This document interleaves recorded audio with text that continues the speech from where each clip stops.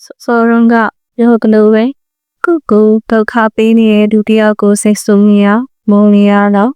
Tabi me Yeseku Gibio Jubilu Yadarin Kama Goye Sixi Buha Negari Dugoleve Shingala Saint Sorobu Monobu Eddie Loveno Lupoma Gutani the Bodago Ga Jubina Luciano Diloma တွေ့ရတဲ့ခက်ခဲတွေကိုလည်းပဲငါတတိနဲ့သိပြီးတော့ကြည်ပြီးတော့နေသွားမယ်ဆိုရင်ဒီခက်ခဲတွေဒီပင်နဲ့ငါရဲ့စိတ်ဓာတ်ရည်စက်မှုအတွက်အထောက်ပံ့ဖြစ်မယ်လို့သဘောထားလိုက်လို့ရှိရင်အလုံးမှာတွေ့နေရတဲ့ဆက်ဆံနေရတဲ့လူတွေပေါ်မှာလည်းပဲအသက်နိုင်ဆုံးသူတို့စိတ်ချမ်းသာမှုခြေနှက်မှုလည်းရအောင်ကိုယ်အတွက်လည်းစိတ်ချမ်းသာမှုစိတ်ခြေနှက်မှုရအောင်ပြည်ပြည်လဲဆွဆွနွေ့နွေ့ပြောဆိုဆက်ဆံသွားမယ်ဆိုရင်စိတ်ဝင်စားစရာတစ်မျိုးကောင်းလာပါရဲ့နော်ခက်ခဲဟာကိုယ့်အရေးချင်းကိုစိန်ခေါ်ရရလမ်းဆိုတာကပညာရှာတာပညာရတာ grow ဆိုတာကအတိဉာဏ်ကြီးလာတာရင်ကျက်လာတာအဲ့ဒီတော့ဒီလို့ဒီရင်းလင်းကိုယ့်အတွက်အတိပညာရဖို့ကိုယ့်ရဲ့စိတ်ဓာတ်နဲ့အတိဉာဏ်ရင်ကျက်မှုကြီးပွားမှုဖြစ်ပေါ်ရvehicle ဆိုတာယင်တစ်ခုအထောက်ပံ့တစ်ခုဖြစ်သွားတယ်နော်ခက်ခဲဟာကိုယ့်ရေးချင်းကိုစိန်ခေါ်ရရာဖြစ်လာတော့တယ်အဲဒီလိုခါမှာဆက်ဆံရေးခက်ခဲပဲဖြစ်ဖြစ်အလုံးနဲ့ပတ်သက်တဲ့တခြားခက်ခဲပဲဖြစ်ဖြစ်ရှိလာတဲ့ခါမှာဒီခက်ခဲကိုငါရအောင်ကျော်လာမယ်ဆိုတဲ့စိတ်မျိုးကိုမွေးလို့ရှိရင်ရင်ဆိုင်ဖို့ရဝင်မလေးတော့ဘူးနော်ဒီခက်ခဲကိုကိုယ့်အတွက်လည်းကြိုးရှိတဲ့သူတို့အတွက်လည်းကြိုးရှိတယ်။ကောင်းဆုံးနည်းနဲ့ရေလဲအောင်လုပ်ဖို့နီလန်ရှာမယ်ဆိုရင်အဲ့ဒီလိုနီလန်ကိုရှာရတာကိုကပညာရရလာတာနော်။အတိညာရှင်ကျက်လာတယ်။စိတ်ဓာတ်တွေရှင်ကျက်လာတယ်။ပြောရင်းဆိုရင်မှခက်ခဲရှိရင်တောင်မှဒီကိစ္စကိုငါဘလို့စဉ်းစားပြီးတော့ဘလို့ပြောရင်စင်ပြေသွားမလဲ။စိတ်ထဲမှာအဲ့ဒါကိုထက်ထက်ခါခါပြောကြည့်နေတယ်နော်။စာပေထဲမှာရှာချင်လဲရှာမယ်။မိတ်ဆွေကောင်းတွေတွားပြောပြီးတော့လည်းပဲအချမ်းညံကောင်းတွေယူခြင်းလည်းယူမယ်ငါတို့မှာခက်ခဲတစ်ခုရှိနေတယ်ပြောစရာဆိုစရာကိစ္စတစ်ခုမှတော်တော်ပြောရခက်နေတယ်ဒါကိုငါဘယ်လိုပြောရမလဲအဲ့ဒါကိုလေးလေးနက်နက်စဉ်းစားပြီးအကောင်းဆုံးဖြေကိုရအောင်ရှာမယ်တပိတ်ကလေးတွေအများကြီးရှိတယ်အလုံးလုံးနေကြတယ်ခက်ခဲရှိတဲ့အခါမှာသူတို့အများကြီးစဉ်းစားတယ်တစ်ခါတလေလဲသူတို့ဖုန်ကြီးကိုလာပြောတယ်ပြောတဲ့အခါမှာဒီကိစ္စကိုဘလို့သဘောထားတဲ့နဲ့ဘလို့ပြောတဲ့နဲ့ဆိုတာသူတို့ကိုဆွေးနွေးပေးတာနော်သူတို့လို့သူတို့ခြေလေးကိုဖုန်ကြီးကတော့ရာနှုန်းပြည့်မတီးပါဘူးဒါပေမဲ့စဉ်းစားစရာလေးရအောင်ဆိုပြီးတော့စိတ်ကူးနဲ့နှမ်းစားတဲ့ခက်ခဲခြေလေးတစ်ခုကိုပြောပြီးတော့ဒီခက်ခဲမှာဘလို့ပြည်လဲအောင်လုပ်ရင်ရတယ်ဆိုတာကိုဆွေးနွေးပေးလိုက်တယ်အဲ့ဒီလိုဆွေးနွေးရင်းနဲ့စဉ်းစားစားပြောတတ်တဲ့အလေးချက်ရလာတယ်နော်အေးစစ်စစ်တီတီငိမ့်ငိမ့်ပြောတတ်တဲ့အလေးချင်းရလာတယ်သူတစ်ပါးကသူ့ကိုမခံချင်အောင်စိတ်ဆိုးအောင်ပြောလိုက်ပေမဲ့ချက်ချင်းဒေါသမဖြစ်ဘူးစိတ်ကိုအေးလေးထားပြီးတော့ဖြည်းဖြည်းလေးလေးပဲပြန်ပြောနေတာပဲတကောက်လေးကိုပြည့်ရင်မျိုးတုံသွားတာဥပမာအခွင့်အရေးယူသွားတာနော်ကိုရတဲ့ခွင့်ရေးမပေးဘဲနဲ့အလွဲသုံးဆောင်လုပ်ပြလိုက်တာမျိုးလဲကြုံရတတ်တာရှိတာကိုအဲ့ဒီလိုကြုံရတဲ့ခါမှလေအဲ့ဒီတပည့်လေးတွေကလာပြောတဲ့ခါမှသဘောထားတွေခံစားချက်တွေစိတ်ရဲ့တုတ်ပြန်မှုတွေကိုတည်တည်ချာချာကြည့်ပြီးတော့ပြန်ဆွေးနွေးတဲ့ခါမှသူတို့အင်မတန်လူကြီးဆန်လာတာတွေ့ရတယ်အဲ့ဒီလိုခက်ခဲခုကြုံလိုက်ကိုစိတ်ကိုအေးအောင်ထားနိုင်သမျှထားပြီးတော့အကောင်းဆုံးဒီကိုရှာနေရတာကိုကအဲ့ဒါဈေးနဲ့စရာပဲနော်ခက်ခဲကိုကြည်လေဖို့ရအကောင်းဆုံးဒီကိုရှာနေတာကိုက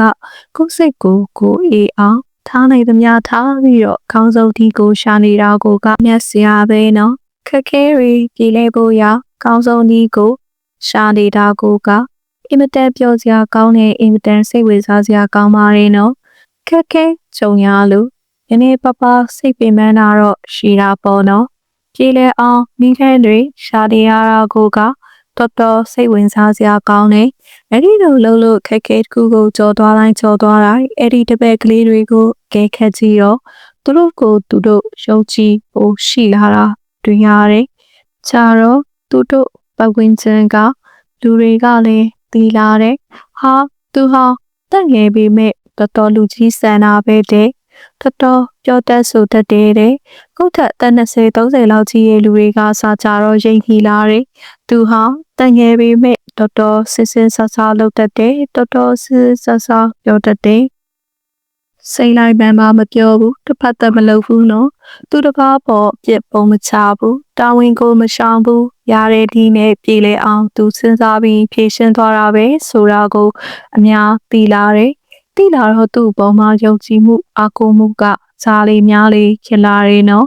ခက်ခဲတွေကိုဒီလိုအေးစစ်စစ်ရင်ဆိုင်ပြီးတော့ဖြည့်ရှင်းနိုင်မှသာလူကြီးဖြစ်နိုင်တယ်နော်တာဝန်ကြီးကြီးယူနိုင်တယ်ခက်ခဲသည်ပင်လေ challenge ကိုတော့ကိုအရေးချင်းကိုပို့ပြီးတော့ခလာအောင်ထောက်ကူပေးတာပဲအဲ့ဒီတော့အလုပ်မလုပ်တဲ့သူမှခက်ခဲမရှိဘူးနော်အလုပ်မလုပ်ရင်ခက်ခဲမရှိဘူးဘာခက်ခဲမှမရှိရင်အတိညာလဲထွက်မလာနိုင်ဘူးလူကြီးဖြစ်မလာဘူးဘာတာဝန်မှလည်းသူယူနိုင်မှာမဟုတ်တော့ဘူးအသက်ကြီးလေးလေးသုံးမချလေးလေးဖြစ်လာတယ်နော်ကိုလည်းခင်သေးလာတယ်ပတ်ဝန်းကျင်ကလည်းကိုမလေးစားတော့ဘူးနော်ခက်ခဲဟာခွင့်ရအလုပ်ကိုလုပ်ရမယ်အလုပ်မှာခက်ခဲတွေကိုအေကံမှုချတွေ့မယ်တွေ့တဲ့ခက်ခဲတွေကိုညာကြီးကြီးသဘောထားကြီးကြီးတတိကြီးကြီးနဲ့အေးစစ်စစ်ပြေလဲအောင်ဖြည့်ရှင်းသွားရမယ်နော်အဲဒါကြောင့်ခက်ခဲတွေဒါစီတွေဟာ challenge တွေဖြစ်လာတယ်ရင်ဆိုင်ကျော်လာရမယ့်အရာတွေဖြစ်လာတယ် opportunity ခွင့်ရတွေလည်းဖြစ်လာတတ်တယ်နော်အလုပ်လုပ်တဲ့နေရာမှာတဖြည်းဖြည်းပို့ပြီးတော့တောင်းလင်းကြီးရဲ့နေရာကိုရသွားတဲ့လူဟာဘာဖြစ်လို့ရသွားလဲဆိုတော့အခက်ခဲကိုပြေလည်အောင်ဖြေရှင်းနိုင်လို့နော်အဲဒီတော့အခက်ခဲဒီပင်လေသူ့အတွက်အဆင့်တစ်ခုမြင့်သွားဖို့ရခွင့်ရတစ်ခုပဲနော်ဘသူမှဒီခက်ခဲကိုမဖြေရှင်းနိုင်ဘူးဆိုရင်သူကဝင်ပြီးတော့ဒီခက်ခဲကိုပြေလည်အောင်ဖြေရှင်းပေးကြည့်အခက်ခဲကြီးဖြေရှင်းရတဲ့နေရာကိုသူပဲရမှာနော်မပြေတော့စိတ်ဆင်းရဲစရာတခါတလေခြုံရတဲ့အခါမှာအဲ့ဒီစိတ်ဆင်းရဲစရာဟာဘလို့ခွင့်ရမျိုးပေးတယ်လဲဆိုတော့ဒီခံနိုင်ဖို့ရခွင့်ရမျိုးပေးတယ်နော်ဖြေလေတာတွေရှိလာတဲ့အခါမှာစိတ်ဆင်းရဲလာတယ်အဲ့ဒီစိတ်ဆင်းရဲရတာကိုတိပြီးတော့လဲခံနာရည်ပိုရှိလာတယ်နော် patient ဆိုတာဒီခံနိုင်တာကိုပြောတာခံဒီပါဘီတိုးစေတယ်အဲ့ဒီလိုတစ်ဖက်ကစဉ်းစားကြည့်တော့သူများတွေနဲ့ကိုယ်နဲ့တွဲပြီးတော့လုပ်နေရတာဆိုတော့လုပ်ငန်းတစ်ခုပြီးဖို့ဆိုတာတခါတလေတော်တော်လေးအဖက်ကအားထုတ်ပြီးလုပ်ရတယ်နော်ရှင်းလေးပြတ်သားပြောရဆိုရတာတွေဖြစ်လာတယ်နော်အဲ့ဒီလိုလုပ်ရင်းနဲ့ပဲရှင်းလေးတီကြပြတ်သားပြောနိုင်ဆိုနိုင်တဲ့အရေးချင်းရလာတယ်မလုပ်တဲ့လူဟာပြောရဲဆိုရဲတာမရှိဘူးတာဝန်မယူရဲဘူးကြောက်နေတဲ့နောက်ဆုတ်နေတာပဲအလုပ်ကိုများလှုပ်လာတဲ့လူဟာခက်ခဲတွေကိုများဖြည့်ရှင်းတဲ့လူဟာပြောရဲတယ်တာဝန်ယူရဲတယ်ပို့ပြီးတော့ခိုင်မာရက်တည်ရတဲ့လူဖြစ်လာတယ်ထိရောက်ပြောတတ်ဆိုတတ်လာတဲ့တော့အလုပ်ထဲမှာသူနိုင်ကိုနိုင်အချိန်နဲ့လှုပ်ရတဲ့အခါရှိတယ်အဲ့ဒီလိုအချိန်နဲ့လှုပ်ရတဲ့ခါမျိုးမှာလူတွေရဲ့လောဘကိုမြင်ရတယ်။လောဘကြီးနဲ့လှုပ်ချင်တဲ့လူတွေရှိတယ်။ဒေါသကြီးနဲ့လှုပ်ချင်တဲ့လူတွေရှိတယ်။သူတစ်ပါးတင်လားဆိုမဟုတ်ဘူးနော်။မိမိမှလည်းအဲ့ဓာတွေကရှိရပဲ။လောဘဒေါသမောဟသူတစ်ပါးမှဖြစ်တယ်နော်။ကိုယ်မှလည်းဖြစ်တယ်နော်။လှုပ်ရင်းကာရင်းနဲ့သူကလည်းလောဘနဲ့လှုပ်တယ်ကိုကလည်းလောဘနဲ့လှုပ်တယ်။သူ့လောဘကိုပြန်ကြည့်ရပဲသူလောဘကိုလည်းမြင်ရပဲဒီလိုပါကြည့်စမ်းတစ်ဖက်သက်လောဘကြီးနဲ့သူလုံနေတာစိတ်ကိုပြန်ကြည့်လိုက်စမ်းငါလောဘတော်ကြီးနေပြီနော်တခါတလေစိတ်တို့တော့ဒေါသနဲ့လှုပ်တယ်တခါတလေမာနနဲ့လှုပ်တယ်တခါတလေမောဟလည်းအင်မတန်ကြီးရဲ့နော်အကြောင်းချို့ကိုမစင်ချင်နိုင်တော့ဘူးထင်ရလှုပ်တော့တာပဲအဲ့ဒီလိုစိတ်မျိုးတွေကိုကြီးခွင့်ရသွားတာတော့အဲ့ဒီလိုကိုယ်တည်းမှာဖြစ်နေတဲ့လောဘဒေါသမောဟတွေကိုလည်းပဲကြီးခွင့်ရတယ်ဒီတိုင်းအေးချမ်းတနေရာမှာနေတဲ့လူက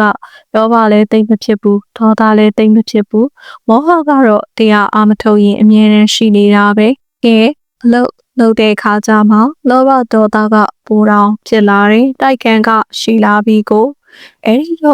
ဒီလိုလောဘတွေထွက်လာခွင့်ရနေလို့ကြီးခွင့်ရနေတာဒေ ဒေါသတွေထွက်လာခွင့်ရနေလို့ကြည်ခွင့်ရနေတာနော်မစင်းစားမစင်စင်ပဲနဲ့ထင်အားလောက်တာတွေလုံပြီးရဲ့အတွက်ကြောင့်ဒါကိုပြန်ပြီးတော့ကြည်ခွင့်ရနေတာအဲ့ဒီလိုကြည်ခွင့်ရတာဟာရင်းချက်တဲ့လူဖြစ်ဖို့ရအရေးကြီးတဲ့ခြေလမ်းတလမ်းပဲနော်အစံရယုံတွင်မကဘူးအဲ့ဒီတော့ဒီလုံထဲမှာပဲတတိပဋ္ဌာန်တရားကိုထည့်ပြီးတော့ကျင့်သုံးသွားမယ်ဆိုရင်တော့ကိုယ်လုံထဲမှာလောက်တာကိုင်းတာစဉ်းစားတာတွေခေါ်တာတွေကအစတတိကနောက်ကပါနေတဲ့အတွက်ကြောင့်ပို့ပြီးတော့ရှင်းလင်းနေပို့ပြီးတော့ကြည်ကြတယ်ပို့ပြီးတော့ပြည့်နာစာချိုးရစ်ချက်အမှားနေသွားတယ်နော်အဲ့ဒီလိုခဏတိုင်းချိန်တိုင်းနေ့တိုင်းအလုံးမှာအဲ့ဒီလိုတတိထားပြီးလှုပ်သွားရမယ်ဘယ်ကနေစရတယ်ဆိုတော့မနေ့အိယာကထားစကလေးကအလုပ်ကိုသွားဖို့ပြင်ကလေးကဒီနေ့ငါအလုပ်သွားရတော့မယ်ငါစိတ်ထဲမှာဘလို့ခံစားရတယ်တချို့ကတော့တွေးမှာပေါ့နော်လောက်ကတော့သွားရအောင်ပါပဲမသွားခြင်းပဲလဲသွားရတော့မယ်လို့တွေးလိုက်တာနဲ့မောသွားပြီနော်အောက်ကုန်သွားပြီအဲ့ဒီလိုမဟုတ်ဘဲနဲ့ငါဒီနေ့မှဒီလောက်ဆရာရှိတယ်ဒီအလုပ်ကိုငါဘယ်လိုလုပ်မယ်ဆိုတာငါစဉ်းစားထားတာ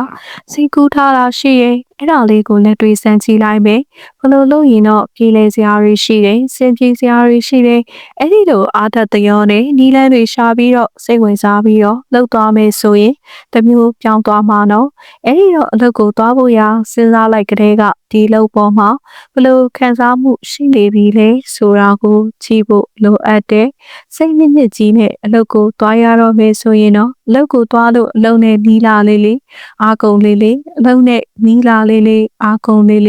အလုပ်လုပ်ရမယ့်နေရာချိန်ရောက်တော့မောနေပြီအသက်ရှူလဲ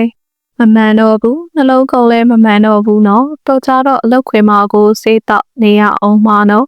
အလုပ်ပေါ်မှာသဘောထားမှန်လို့ရှိရင်မပင်ပန်းဘူးအဲ့ဒီတော့သဘောထားမှန်အောင်ကိုကစူးစမ်းဖို့ပဲလိုတယ်အဲ့ဒီလိုလုပ်သွားလို့ရှိရင်တော့အဲ့ဒီလုပ်ရတဲ့အတွက်ကြောင့်ပတ်စံရယုံတွေမကဘူးယာတူးရယုံတွေမကဘူးကုန်းရှိယုံတွေမကဘူးစိတ်သက်ကောတီးရန်ကောရေချင်းတွေကအများကြီးတိုးတက်လာနိုင်နေနော်အလုတ်ကကိုဘွားကိုကြိုးကင်နေတာမျိုးမဟုတ်ပဲအလုတ်ကကိုဘွားကိုမျိုးသွားတာမဟုတ်ပဲတခါတည်းကိုလမ်းပို့ထားတာအလုတ်ကကိုနှိမ့်ဆက်နေတယ်လို့ခံစားနေရတာမဟုတ်တော့ပဲအလုတ်ရဲ့ကြုံပြစ်ကိုရောက်နေရတယ်လို့မဟုတ်ပဲလုံလို့မရတော့အောင်ခံနေရတဲ့အဖြစ်ကိုရောက်နေတာမဟုတ်တော့ပဲကိုကအလုတ်ကိုမြန်ပပကစားရတဲ့ကစားနည်းတစ်မျိုးလိုကစားလို့ရတယ်အလုတ်ထဲမှာတတိထဲလို့ရှိရင်အဲ့ဒီလိုဖြစ်လာတယ်အလုတ်ကိုကကြည့်ပြီးတော့ကို control လုပ်ပြီးတော့ကောင်းဆုံးဖြစ်အောင်ဆောင်ရွက်သွားလို့ရမယ်အလုတ်ကကိုမနှိမ့်ဆက်တော့ဘူးနော်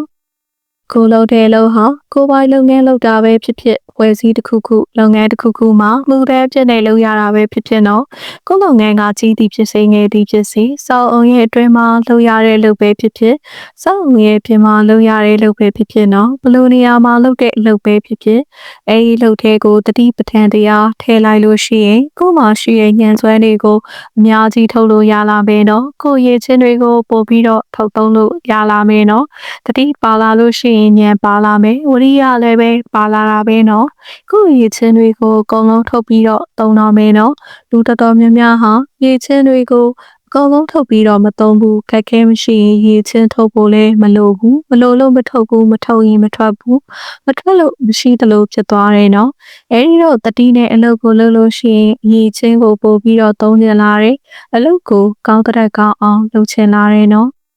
တတိပါလာလို့ရှိရင်ပြဿနာကိုပို့ပြီးတော့ဖြေရှင်းနိုင်တဲ့လူဖြစ်လာပဲကိုယ့်ရဲ့သဘောထားကအခက်ခဲပြဿနာကိုဖြေရှင်းမယ်ဆိုတဲ့သဘောထားရှိလာမယ်ခက်ခဲကိုပြဿနာကိုရှောင်မယ်ဆိုတဲ့သဘောထားမဟုတ်ဘူးနော်ပြဿနာမရှိပြဿနာရှိအောင်မလုပ်တော့ဘူးကိုကပြဿနာကိုဖြေရှင်းတဲ့လူဖြစ်လာတယ်လေးနက်စဉ်းစားသင့်တယ်နော်။များငယ်လုပ်ရတဲ့အလုပ်တစ်ခုမှာစမပြေတာတစ်ခုကြုံလာပြီဆိုရင်တရားကိုအာမထုတ်တဲ့လူဟာဘလို့လုပ်တတ်တယ်လဲဆိုတော့ဒါဟာဘသူဖြစ်လဲဆိုတာကိုများစဉ်းစားရလွှဲချဖို့စဉ်းစားရနော်။ဒီပြဿနာကိုတာဝန်မယူခြင်းဘူး။ဒါဘသူအဖြစ်ကြောင့်ဆိုပြီးတော့လဲချလိုက်ပဲ။အစင်မပြေမှုကိုကမဖြေရှင်းမဲနဲ့သူများကဝင်ပြီးဖြေရှင်းသွားအောင်စောင့်ကြည့်နေတာမျိုးလုပ်ချင်လဲလုပ်မယ်သူပြဿနာကိုမဖြေရှင်းချင်ဘူးနော်ဒီမျိုးစုံနဲ့ရှောင်းလဲပြီးတော့အလုံးနဲ့ပတ်သက်ပြီးပြောဖို့ဆိုဖို့ရှိတဲ့အခါမှာလဲပုဂ္ဂိုလ်ရေးထိခိုက်အောင်ဝေဖန်တာဖြစ်တင်တာရှုတ်ချတာတွေလုပ်ပြီးပဲ